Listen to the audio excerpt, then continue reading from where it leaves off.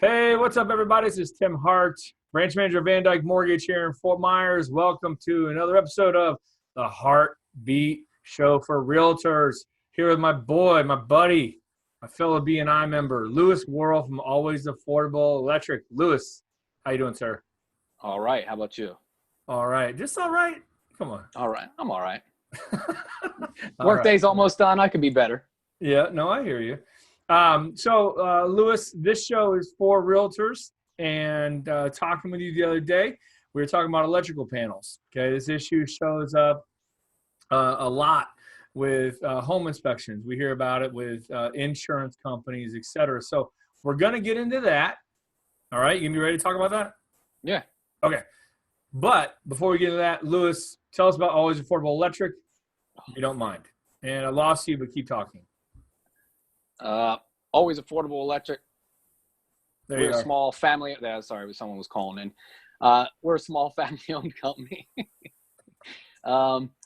We only have, 8 employees. So the good thing about us is we're very customer-oriented. We like to, no matter what, one of our owners are always on a job, at least look at it, do the job. You can always get a hold of us at any time. That's where we base most of our, our credibility on is, dealing with the customers and making sure they're happy with what we do for them. Yeah. Well, you guys do a good job, man. You do a good job. So We appreciate anyone it. I've ever referred to you, and you always take care of them.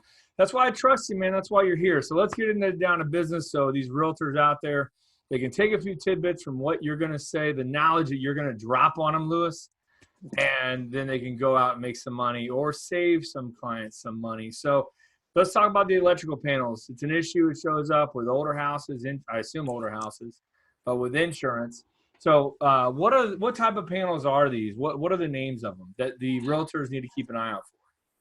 Well, there's 3 main brands, but they come in different names. You got Federal Pacific and Stablock, which is the same brand. You'll see both names. And then you got Sylvania and Zinsco, which is same company, but you'll see both names.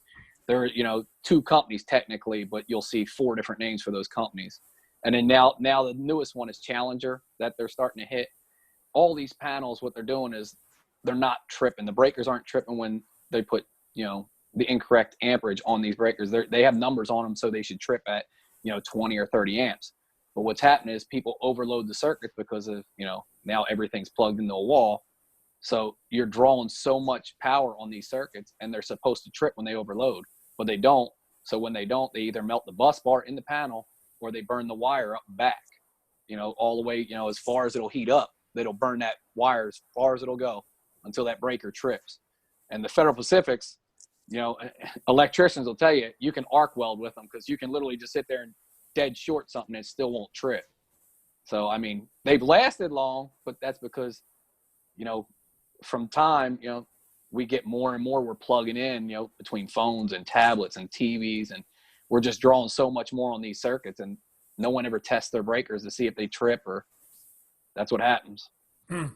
So someone fails a home inspection, or not fails, but like it shows up during a home inspection, or maybe someone watching it, their insurance company has checked it and realized that they need to have the new panel in because insurance companies aren't insuring it. They're requiring it to be removed, right?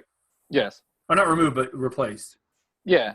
And what they'll do is with most of these houses, they'll give you 30 days or at least a contract, because some of the times what we got to do, we have to pull a permit and then we schedule with one of the power companies, LCEC or FPL.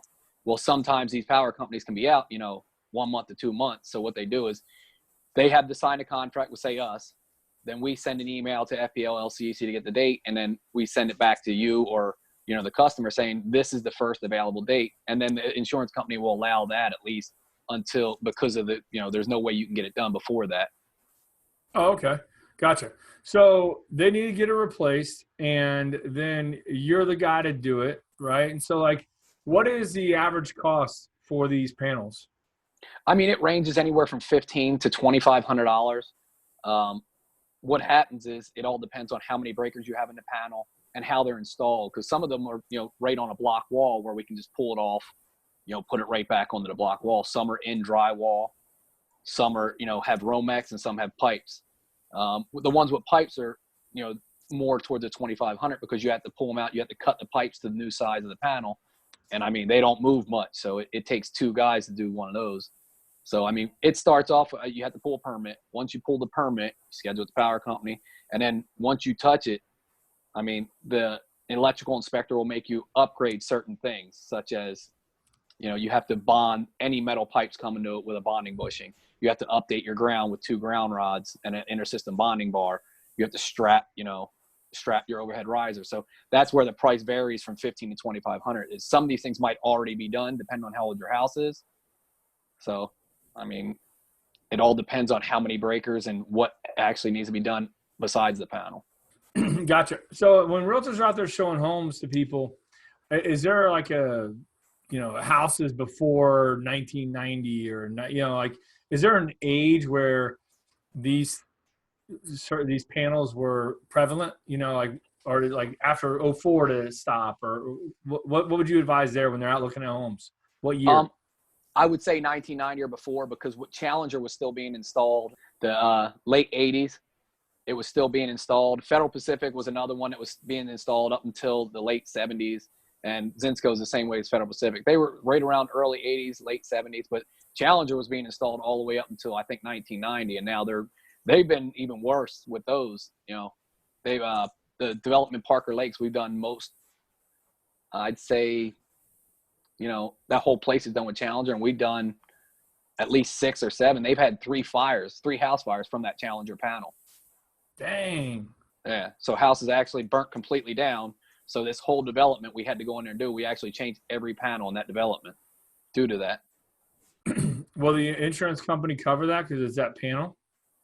Well, see, that's where it started from. I guess they started with the fires, and ever since then, now what happens is, I don't know how exactly it works with the insurance company. You have to talk to your insurance agent if you're already covered. But I know once you do get new insurance or try to get a better rate, because you're probably paying a higher rate, what they'll do is they'll come out and do a 4-point. Once they notice it's in there, you have to change it. But I mean, some of the companies won't cover you if it's one of those things, because they probably send you out one of those things. If you have one of these, you have to have it changed.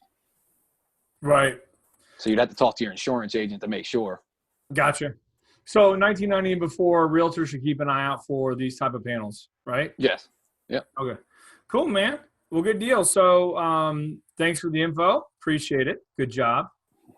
Anytime. Thank you. Yeah. Hey, so if they need an electrician out there here in Southwest Florida, throw us your number, man. How can they get in touch with Lewis Worrell? Well, me personally, I mean, yeah, you're the man. Yeah.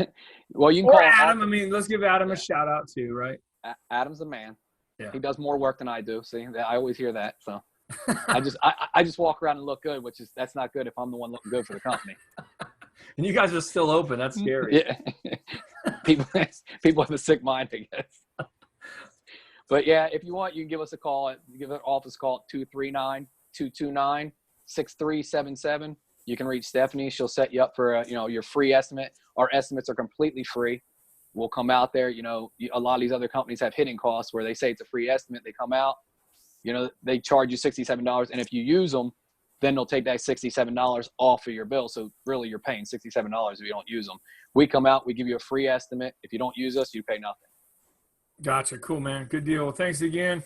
Lewis, if you guys need an electrician, highly recommend him. He does an awesome job, always has. If you need something from me, don't hesitate to give me a shout, 239-437-4278. Connect on social with Facebook, YouTube, Twitter, LinkedIn, Instagram, wherever the hell is social media. That's where I'm at as well. If you are watching this on Facebook or YouTube, please subscribe, like the page, share it with another realtor you may know. And if you're listening to it in the podcast, please make sure you subscribe. It helps your boy Tim out. Lewis, thanks again, dude. Appreciate you, man. No problem. Thank you. See you, buddy. Bye-bye.